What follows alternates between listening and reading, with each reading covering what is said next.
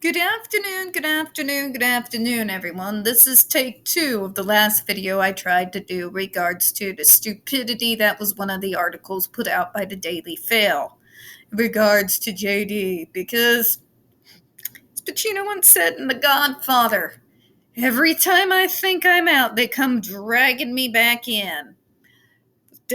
Brief disclaimers, and I'm just going to straight up rant, folks. I'll explain why in a moment. In the description box, you're going to find a link to this search because I feel the need to rather put in the search than that of the Daily Fail. The reason why I'm doing this particular video again is because the Daily Fail is so loaded up with clickbait and videos and advertisements that it kamikazed my computer to actually shut itself off in the middle of filming the video I was just trying to do. Yes, I'm a wee bit pissy. But you see what this is all about here. It is once again the media trying to paint Depp as reckless and failing and broke. And he took out a loan to spruce up his home and little... Please kill me. Please kill me.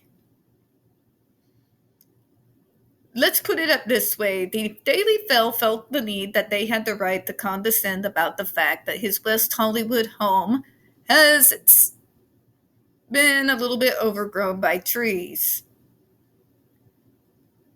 Nobody wants to mention the very logical conclusion that he has not been there in years. Common sense would tell you, if you're not spending a time at a particular home, more than likely that home may become a little bit overgrown, particularly when you're neurodivergent and you have to use all your brain power to mask just to get through the day. They like to reiterate he's reckless spending and all the money against AH. Daily Fail quotes the amount that was actually embezzled from him by his former managers as what he spent on litigation. Do you all not know what fact-checking is? Do you not comprehend or understand this concept? Number 2, for the individuals who are wealthy, I say this as someone who's related to someone who came up with the concept of the rent-to-own car, which would be my uncle. I can tell you, people who already have the means will take a loan out with the bank. Why? Not because they're broke, not because they're going to work at McDonald's tomorrow, because I hate to tell you this, but bankers aren't lining up to give us fast food workers and call center jockeys multi-million-dollar loans. They do it the same reason why you or me might take out a credit builder credit card. It helps build credit and it looks good on taxes. That's it, and that's all. Nor is it newsworthy in any way, shape, or form what he spends his money on. But let's, for the sake of argument, talk about this so-called reckless spending, shall we? He's using it to open up those homes again, yes. He's spending it on renovating said homes, yes. The same thing people do every single day. I work for Wayfair. It's a call center jockey sales, okay? I have people calling into me all day, every day, specifically for the purposes of renovating their homes, whether they're renovating them to put them on the market or they just want to do an update. I have more calls about tiles and wood floor planks. And for the love of God, with my whole freaking chest, I hate it. Those godforsaken, cursed barn door things. Mere yakishinu. Okay? Yakishinu to the stupid barn doors. The point is, people do this every single day. It's not reckless, it's normal. People do it everywhere, all the time, every day, all around the world.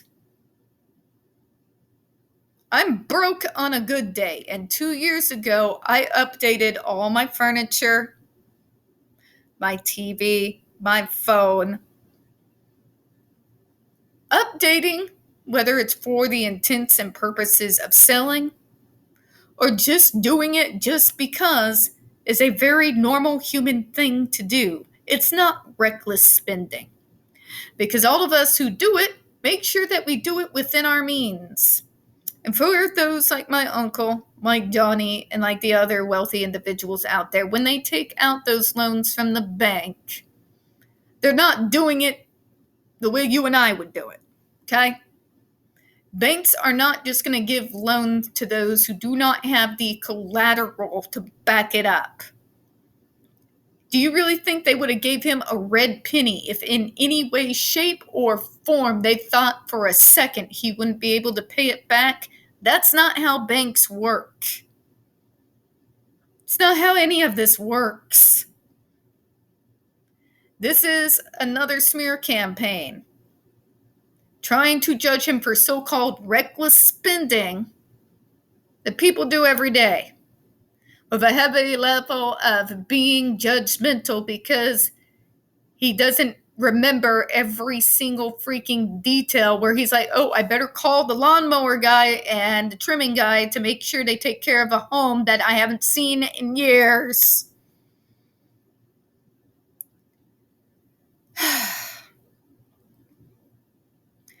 Meanwhile, you continue to praise and drag in his ex's name with everything that has to do with him, and nobody wants to talk about his net worth as compared to Miss $500,000. Okay? I'm not saying $500,000 makes the woman a pauper. I would love to see that kind of money. I'm not going to sit here and lie and say that I don't. But I hardly see you judging her for that. Oh, but it's okay to judge him because what you all did to him. You're still trying to somehow make it his fault, which is insane. You were the ones who put pressure to get him canceled from everything.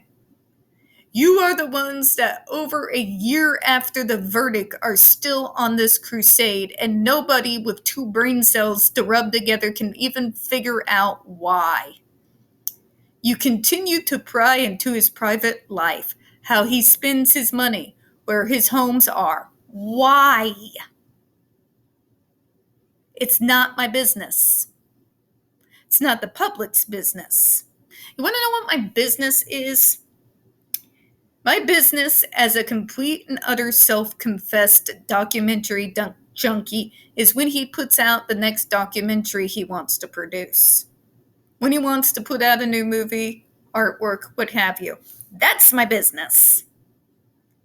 What he spends his own hard-earned money on, not my business. What he does as far as loans to help with taxes and credit score, not my business.